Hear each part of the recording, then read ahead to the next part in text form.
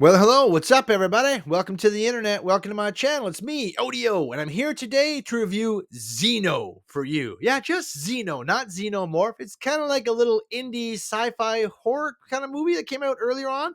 This one had gone under my radar, so I missed it. But now that I've checked it out, I honestly, I couldn't wait to talk to y'all about it. Let's get into it here.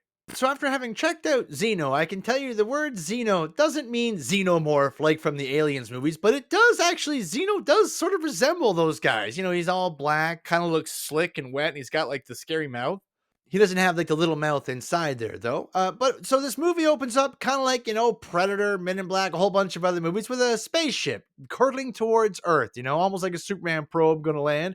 And as it crashes down through the sky, an old farmer in the field sees it, and we get our alien, the Xeno. And he pretty early on gets caught in like a hunting trap or something, but you see him hit the Earth, and you don't get to hear much else about him for a little while, but he's there. You're like, okay, great, this is what it's going to be about. Let's get into it. Then we end up meeting our main character, our protagonist, Renee.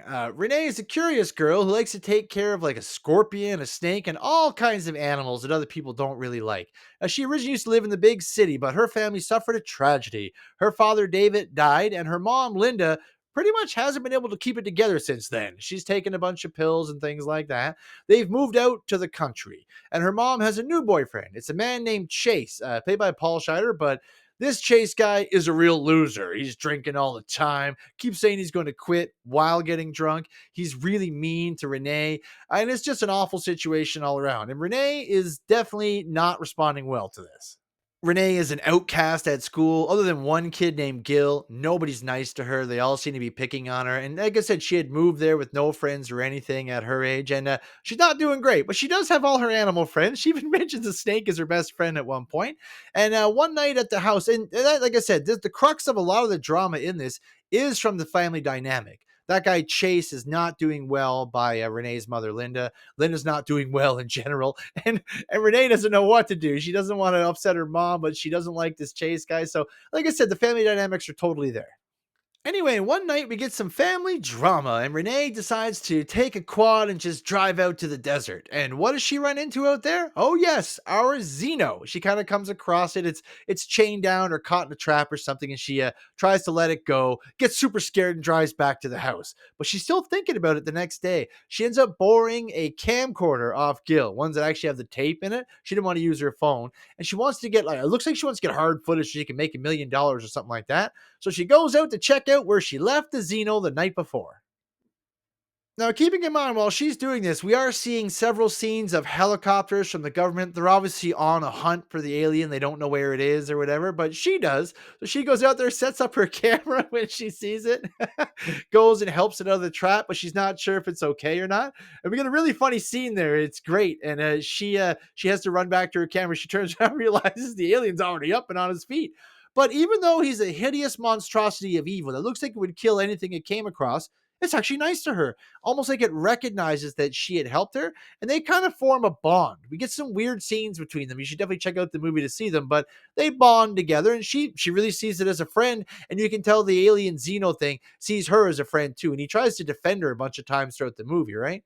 Anyway, we do get a lot of moments then that do kind of feel like ET, like her bringing the alien home, having to hide it from her mom and Chase and everything. And we get a few funny scenes. Oh, there's a plumber got to go down there, and because he's hiding in the cellar.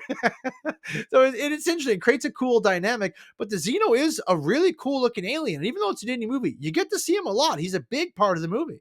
But anyway, we get a lot of scenes with the Xeno and Renee. They have a lot of interactions together. They, like I said, you see them forming a bond. They introduce Gil at one point. One of my favorites, one of my favorite lines in it when they're actually, she's like, "Why won't the Xeno eat? He's not eating." And Gil's like, "Did you ever see Jurassic Park?" She's like, "Which one?" He's like, "The good one, the first one." She's like, "Oh yeah."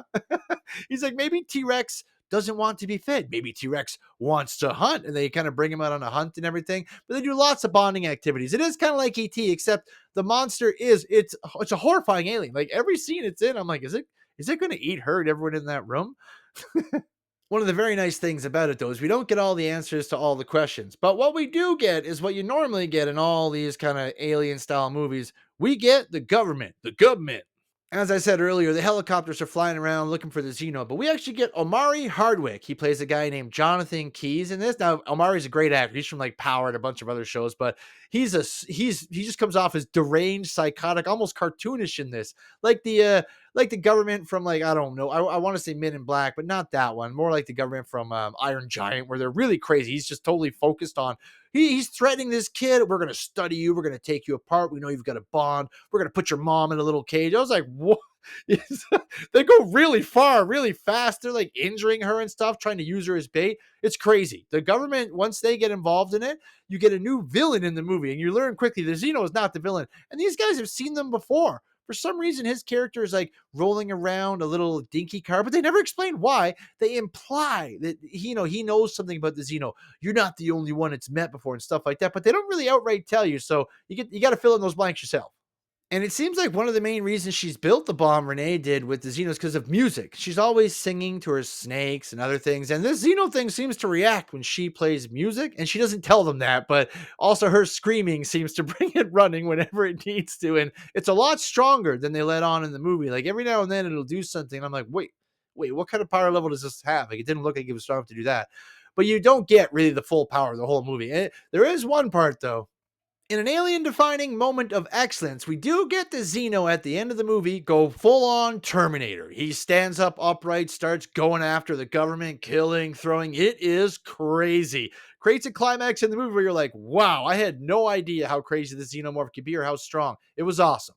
I wasn't really sure where they were going to go with the Xenomorph or what they were going to do by the end of it, but I was surprised by the end of the movie. And I honestly, I overall, I really liked it. This is an easy movie to recommend. I hadn't seen much about it anywhere, and it was a lot of fun. Very nice story with cute little ups and downs, interesting characters, nice drama with the family and with the alien and the government and Renee. You get a nice mix all around. I really enjoyed this movie. It's an easy one for me to recommend for anyone to go check out and watch. I'm going to give Xeno 8.5 out of 10 on the odometer.